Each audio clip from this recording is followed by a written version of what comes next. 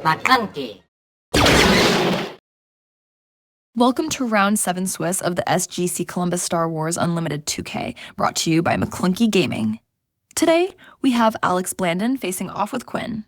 Joining us with expert commentary are Tower Number 9 and Endless. Enjoy the match. Welcome back, Endless. Hello. We are Okay. here, and we are about to have a match between Alex Blandin's Jango Fett Tarkentown and Quinn on Sabine ECL. I believe we saw Quinn get the win in this matchup earlier against a different opponent. Let's see if Alex can do any better. Yeah, I'm curious about how this will play out again. Again, we just saw that like Sabine had this really beefy like mid-range options with like Poe, ECL Wrecker. We saw a lot of that going on. So I mean, Sabine has this reputation as like an aggro leader, but like, is it really that aggro? Sabine Green ECL has become more mid-rangey relative to what the Sabine decks used to run in set 1 and so on. But I do think that Sabine is still an aggro leader overall. That being said, sometimes you end up in matchups where you have to play the control role. I mean, I think, if you end up against a let's say you're against a Kylo Kylo Yellow. Kylo Yellow is very fast. Kylo Yellow is probably considerably faster than Sabine. You might have to take the a more defensive stance as the Sabine player and try to play the control there. Alex Blandin opening us up here with a Kylo's TIE Silencer, and Quinn is going to play a Battlefield Marine. And then Alex takes initiative, and Quinn is going to use Sabine's ability, which indicates to me that he thinks he is the aggro in this matchup.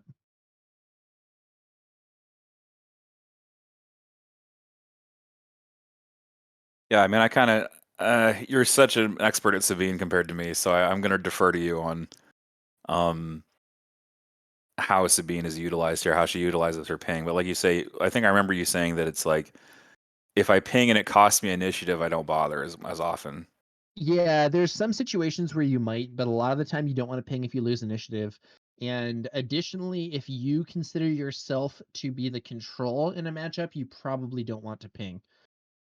And here we see one of those P-38s coming in, pinging the Battlefield Marine and exhausting it with Jango's ability. Quinn plays red 3, and Alex is going to swing with Kylo's TIE Silencer. Interestingly, swinging for base rather than for red 3, which to me is a pretty strong indication that Alex thinks he is the aggro here. Tarkentown Battlefield Marine to clear it. This is what Alex wants. He's going wide in space here.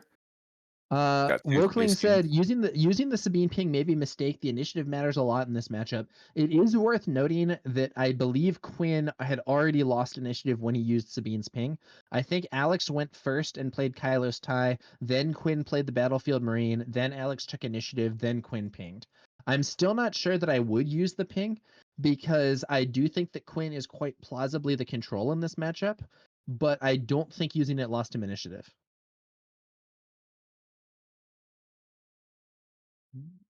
And we do see Alex also using Tarkentown here to clear out that Battlefield Marine before the next turn.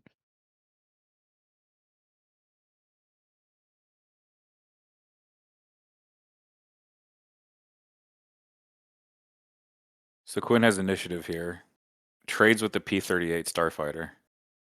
Yeah, and that means the ping from the P-38 is wasted.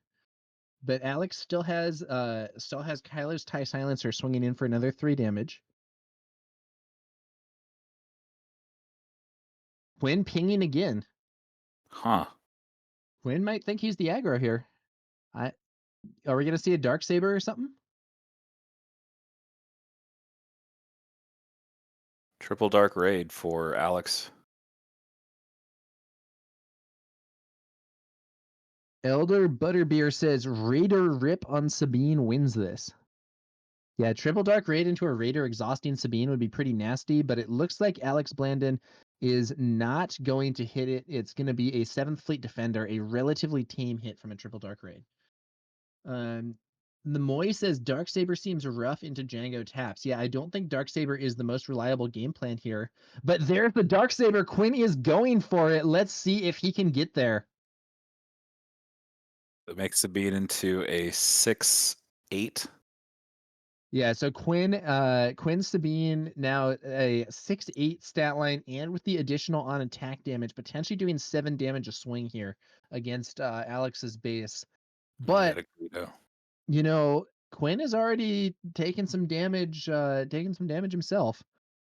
There's the first of those 7 damage swings, and I think Quinn is hoping to get a bunch more in order to win this game. The Moy says, I guess make him have it. Yeah, I mean, sometimes you gotta just say, hey man, if he has it, he has it. It does look like Quinn has both Wrecker and Poe waiting in the wings here. So he has some very strong plays to potentially make. We'll see how this goes. Now Poe I like because his discard crosses arenas. So you attack with Poe and you can discard and kill a ship. Absolutely true. Poe could easily get a multi-kill. We could see a scenario where, he could ambush in, kill one thing. Initiative taken here. Yeah, initiative taken without an attack from that 7th Fleet defender for Alex Blandin. I think there's a good chance that we're going to see Greedo just charge into Sabine here, and then Jango's ability used to exhaust Sabine and prevent that Tarkentown swing. You really don't want to have the opponent wailing on you, or I said Tarkentown swing, Darksaber swing against Tarkentown. You really don't want to have your opponent just wailing on you with the Darksaber. That's a very negative position to be in. Ooh, and it does look like there is a timely intervention in hand there for Quinn.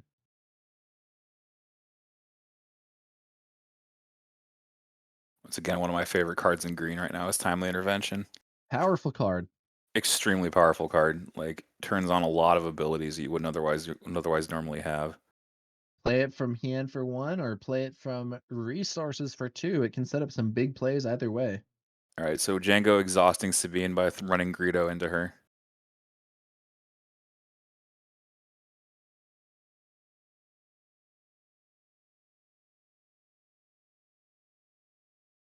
Now, how does Quinn answer?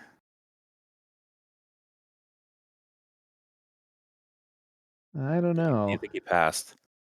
Yeah, I think it may have been a pass. I think what he's doing is he's holding back his action for a potential. I think he's passing here to ambush Jango with Poe Dameron off the ECL. I think could be wrong.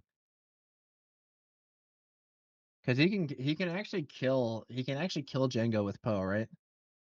Yes, he can run Jango and run Poe into Jango and discard a card and kill Jango. Yeah.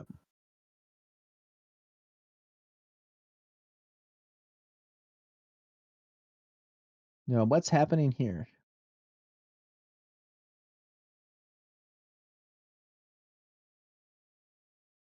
Alex thinking about some options.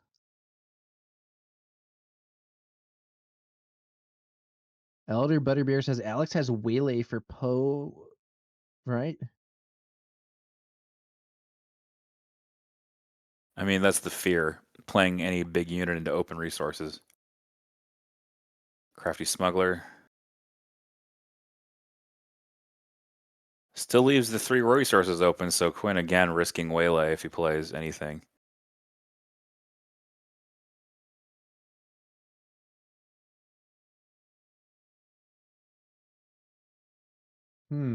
Crafty Smuggler.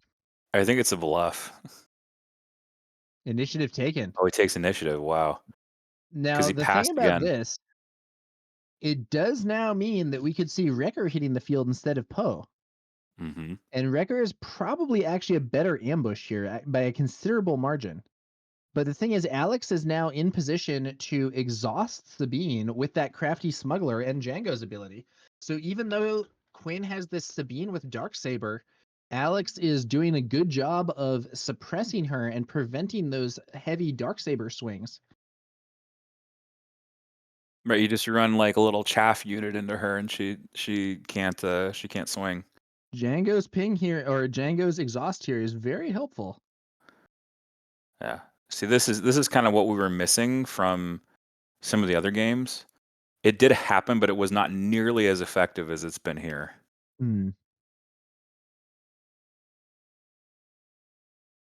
So one thing that Quinn could actually do here is if he kept that timely intervention in hand, he could timely intervention in Poe and actually kill both of his opponent's units. Because he Right. could swing in and then use the discard to deal 2 damage to Kylo's tie. Yeah, the opponent gets to play Jango. You know, it's not like 100% the most amazing optimal thing ever, but you know, might be a reasonable play. Doesn't look like he went for it though. It's going to be another pass, I think. He's really respecting the waylay. But I like, think does he's he? just trying to hold an answer for Jango once Jango flips. Oh, that's also true. Here's the thing, though. If Jango never flips and Alex just continues to take initiative, like he'll just keep hitting you with the Kylo tie until you die.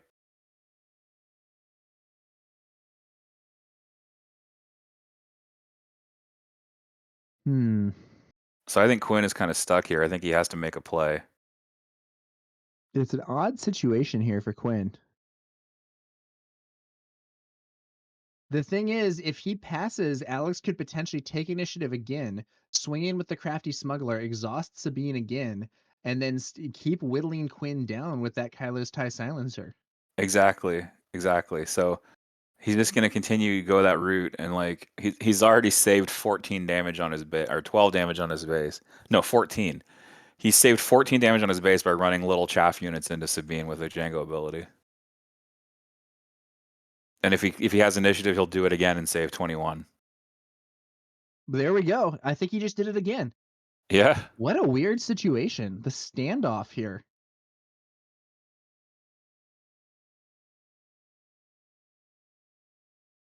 Yeah, Quinn cannot pass his way out of this exhaustion lock. No, it's an odd scenario here. I think Alex is about to exhaust Sabine again. There we go. Yep. Yep, exactly 21 right. damage to base prevented by little chaff units. And of course, Sabine takes a little bit of damage each time. Yeah, you know, Sabine's actually taken what, 5, 6 damage? It's a little hard for me to tell with those dice that they're using.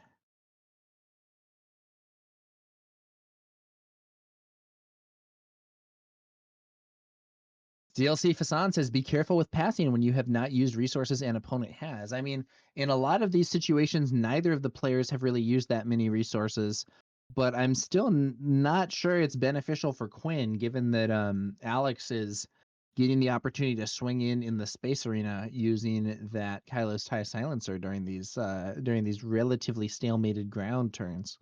Another thing too is like Quinn is attempting to use his resources the most optimally. Or not use but use his cards in the most optimal fashion. He's trying to get on the right side of the tempo to do that, and he's not quite getting there. Because like if you have initiative, some cards are really, really strong, and if you don't have initiative, those same cards become really, really weak. Like by comparison. Yeah, you know, initiative matters a lot in this game. It's one of the things that's relatively distinctive about it compared to, you know, many other card games where you take one turn with all your stuff and then your opponent takes one turn with all their stuff.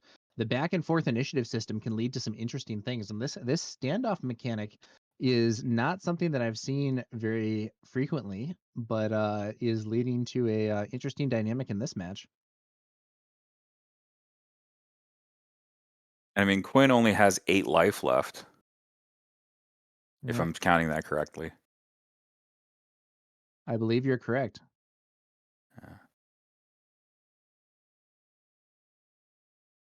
So I guess, I mean, what do you do here? Do you wing leader Sabine to make her even more buff? Like, it just doesn't seem right somehow. Yeah, I mean, like having so if you did Wing Leader Sabine, she would do what, 7, 8 damage? No, that's a Dark Saber, so it'd be 9 damage. Okay, timely here. Timely wing leader into the into the silencer to buff Sabine. That's kind of cool. I like Okay, that yeah. play. The things you have to do. I love that. Yeah, so Quinn's timely intervention with the Wing Leader there is going to finally clear the Kylo's tie silencer that's been whittling away at his base. And it also puts 2 experience on Sabine, allowing her to hit even harder. But Quinn is now taken, is that 17 damage? I don't know. Yeah, he's taken 17. He could just be dead to 2 swings from Jango if we see a surprise strike. Yep. Or for that matter, a hot The shot deal second for the wing kill. leader. So Sabine is like turbo mode right now. She's got Sabine 4 is experience and a dark saber. extremely buffed. Yeah. Fire spray. And that ends the game, I think. Yeah, that's lethal. Yeah, Quinn scoops to the fire spray. Man. I think Like, Quinn kind of played himself there with the standoff there. Yeah, he was suppressing his opponent's Jango Fett deployment, but Alex was able to, use initiative there to repeatedly exhaust Sabine, prevent Quinn from getting big Darksaber value, and ultimately win the game. so Jango with like the soft lock there. Basically just like locking up Sabine. He basically, like, Sabine was this huge unit, and like this all it takes. I mean, it could take even a battle droid, right? Like, I'm just thinking of like situations where it's like the most optimal for Jango, right? He wants to run a battle droid into you and exhaust you, and like you can have this crazy unit, but one battle droid will just snuff it.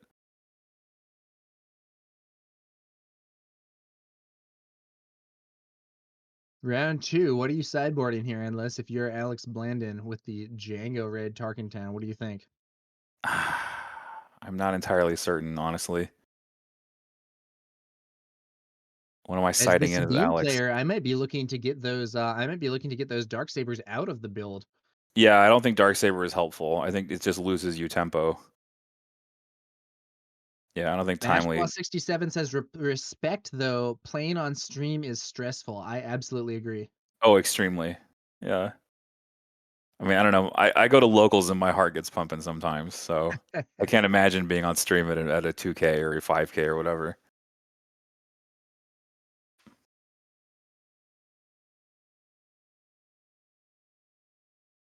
Bobby Sapphire says a lot of Sabine players are not on Darksaber right now because of expected Jango popularity.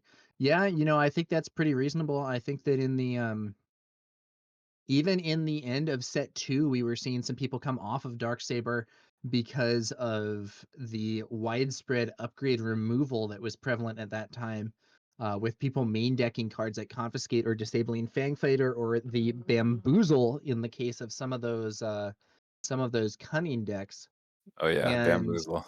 it might not be a main decked upgrade removal, but as we just saw from Alex Blandin, Jango has so many ways to exhaust you, even just with basic unit combat.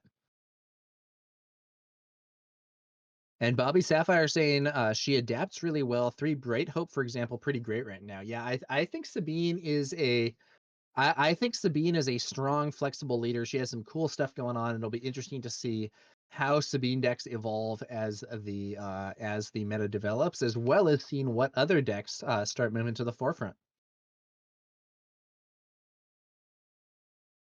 Being leading off with an A-wing to challenge space. And it is Alex's Django, or not Django, Kylo's TIE Phantom hitting the field. That TIE Phantom was a thorn in Quinn's side in the previous round. Let's see if Quinn can handle it more easily this round. So if you're Quinn, do you just take this trade?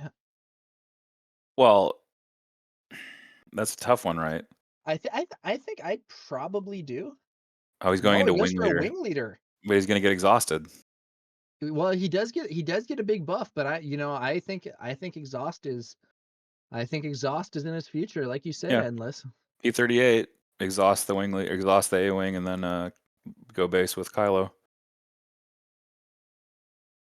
He could even just crash the TIE silencer into this A-wing, exhaust it with Django's ability, and then use Tarkentown to clear it out if you wanted to. Oh yeah, that's also on the table. 7th Fleet Defender instead. Not Okay. exhausting the A-wing, so the A-wing has a chance to swing here. Yeah. Well, that's a nice chunk of damage. That's going to be 5 damage. Yeah. Probably you just go straight for the base. Yeah, I would go for the base. Let your opponent do the swing plus Tarkentown if they want to, I think. Exactly. Let them spend their resources.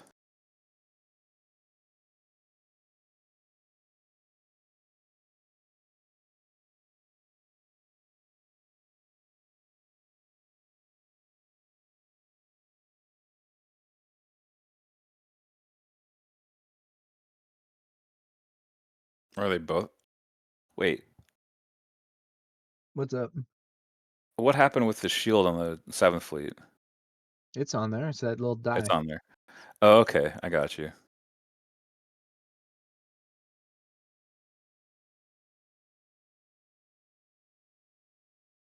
I guess I'm not seeing the damage on Alex's base. That's really what's confusing me right now. Yeah, I think there should be 5 damage on Alex Blandin's base here from that A-wing attack. Should be 10 now. I think Alex is keeping track on a pad. We can see it down there at the bottom of the screen on Alex's side. I believe he is now taking 10 damage on base because I don't think there's been a Sabine ping yet. ISB agent showing a triple dark raid and going to go for a direct kill rather than a setup for an exhaust or a Tarkentown play. Nice to be able to just pick off a 1 HP unit with that ISB agent. Alex Blandin now getting out the dice. Nice, nice. Nice dice. These are very legible dice for the stream. I appreciate that. It's very helpful.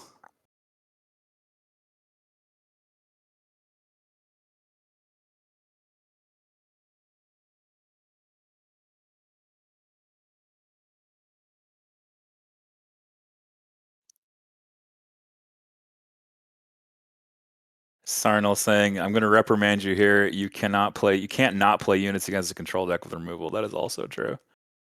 And the same here. You shouldn't you play your lines even if the opponent deck exhausts a lot. Yeah, You yeah. sometimes need No, to go with your gut. I'm not saying, oh, you shouldn't play your lines, but what I do think is it might be quite reasonable to adapt what you're doing and have a tactic that is less tall and more wide. In general, exhausts are better against one thing that's being buffed up and worse against multiple small units. So when I say that I would sideboard out Darksaber, for instance, it's not like it's that I would rather have, let's say there was some 4-cost unit I was running in that slot instead. I think that's going to be less vulnerable to exhausts than the Darksaber tactics would be. If you're in game 1, you might just go for what you go for, and if he has it, he has it. But given how Quinn's Darksaber was heavily suppressed by Alex in game 1, I'm not sure that I would want to continue with that strategy in games 2 and 3.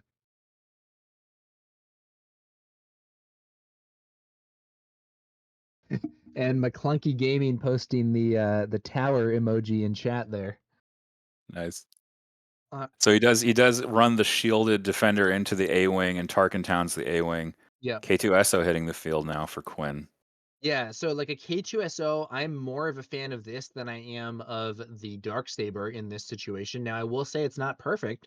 We could, for instance, see a Waylay, which is a big problem for K2 and not an issue for a Darksabered Sabine.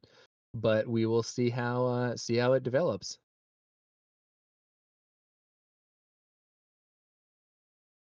11 damage on Alex's base here, mostly from that buffed A-Wing, and only 7 damage on Quinn's base. Triple Dark Raid. Let's see what Alex finds with Triple Dark Raid. It's going to be the classic P38. I said classic. P38 is not a classic. It just came out. But it already It's feels almost, like a classic given how much we've been seeing it. yeah, it seems like it's in every Django deck. Because it should be, because it's a really good card in Django. It's a really good And card in it's general. not even just the Jango decks. It's quite relevant in other builds as well. So he brings it out, pings K2 with it, does 3 damage to base, brings it back to hand. Okay.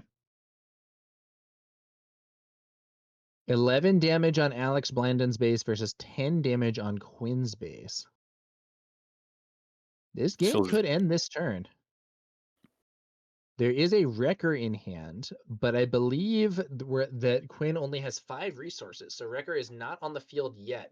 Interestingly, he goes with K2 to kill the ISB agent, and that should also deal a point of damage to the base with Overwhelm. I think they might have missed that. Yeah, because I was just saying it's 11 to 10, so K2 should deal 1 Overwhelm damage. Looks like they have it now. What? What? What? He took 4 damage. That's not right. What? Maybe he thought it was an attack on base instead of an attack on ISB? Or maybe there was some damage missing. Oh, okay. So someone points out that the base should be at 15 because he missed the Sabine damage last turn. And Ah, so okay. and he's keeping track on the paper on his right. Okay, that makes sense. Gotcha. No Good to Me Dead used to exhaust Sabine for 2 rounds here. 4 resources. Whoa. Brain Brain invaders. invaders. Whoa, that's Now actually that sick. is spicy. So that Now I'm blanks not Jango's sure. ability. I don't know how good that is here. I'm not gonna lie. But so Brain Invaders is a card. It is a 4-cost 2/4 neutral with the fringe trait. Each leader loses all abilities except for epic actions and can't gain abilities. So Jango's exhausts are now disabled by the Brain Invaders here. But Alex swinging away with his Space Arena and has now done 16 damage to Quinn's base. Quinn has 15 damage on Alex's base. Well, that's an idea. Get your dome open by brain invaders. I'm surprised to see that card. I don't personally love the card, but it does suppress any further exhausts, at least until it gets removed. That's interesting. The problem with this, as that Erickson points out in chat, this does work on both leaders. So the Brain Invaders does also mean Sabine's on attack ability is now off. Right, And but like Quinn is sorry. not winning this race right now. No, he is not winning the race, but it's still at least his stuff doesn't get exhausted anymore. Yeah, that's true. Okay, so what are we looking at here? I think it's going to come down to like essentially who gets more value out of their cards on this what is probably going to be this last turn.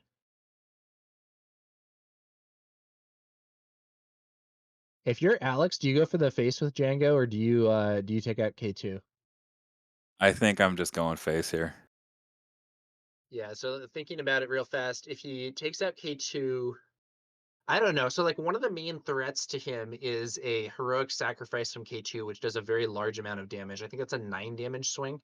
Which would leave him on 1 HP, which would mean that he would be dead to Brain Invaders, he would be dead to Daring Raid, he would be dead to For a Cause I Believe In. I think if he clears K2, he takes 3 damage. That would put him at 18. And I don't know, maybe that's not good enough. It's interesting.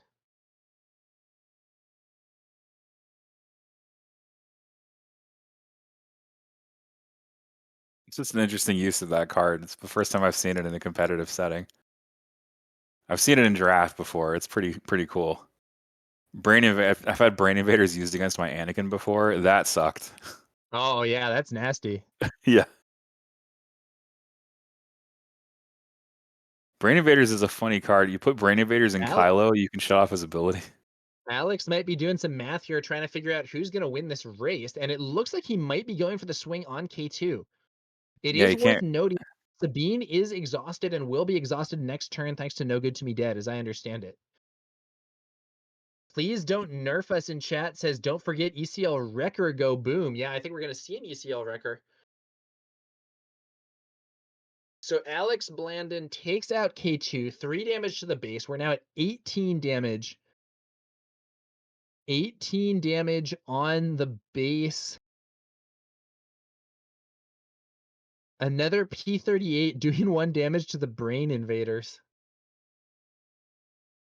It's Quinn. Fleet Lieutenant here, but it's not going to get any bonus damage because Brain Invaders are not a rebel. How does Brain Invaders not have the creature trait? What is that? I That's don't got to be know. some kind of wacky creature, right? Yeah. All right, so okay. So do you Brain Invaders into the I think Brain Invaders into the base? I don't know. What do you do here? I think he's off. I don't think he has it. So if you wreck or overwhelm Jango, it's 4 damage. Right, that's not enough.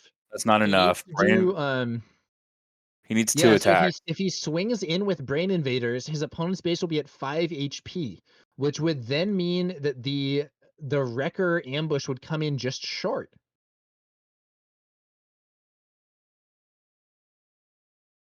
I think Alex has this. Yeah, I think Alex is going to take it down. Well, what can we have here? We could have, let's see. There's no bright hope to help this situation either. Wrecker Overwhelm is not 5 damage. So Wrecker Overwhelm is 5 damage if it's from full HP. But because Jango swung into K2, Jango has 4 damage on him. So if Wrecker were to use his on-attack ability on Jango, it would actually kill him and the attack wouldn't go off. I believe? Yes. Because you have to sequence it. Because it's not on attack. It's when played. It's when played. Right, when played, and then he So attacks there with an wouldn't be ambush. an ambush target and you lose all the damage. So he would have to ambush in without using the when played, and then he would deal 3 damage to Jango and then 4 damage to the base. It wouldn't make it.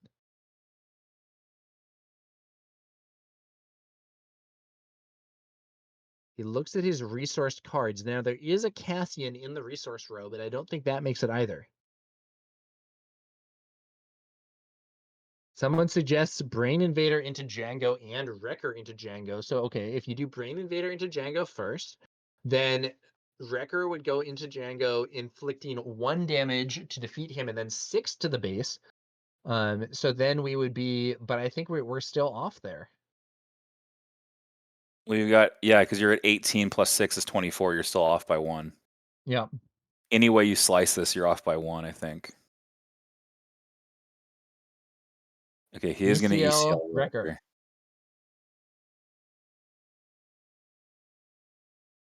There's 9 damage on board, though. Quinn is dead on board to exact lethal.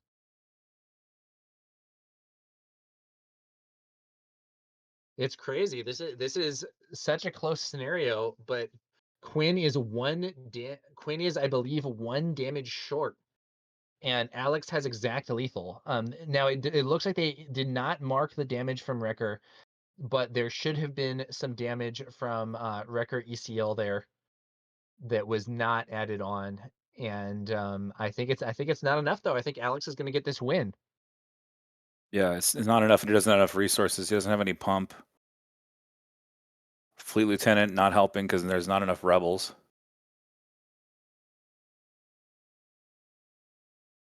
People saying in chat, no good to be dead won the game, basically. I don't think Brain Invaders is the tightest card in the world. I'm not, like, the stats are so inefficient for cost. I don't know. I think it's a pretty cool card, even so. There's the handshake. It is going to be a win for Alex Blandin. And that does mean that Jango Red Tarkentown finally has a win on stream. Thanks for watching and supporting Maclunky Gaming. Don't forget to like and subscribe. See you next time.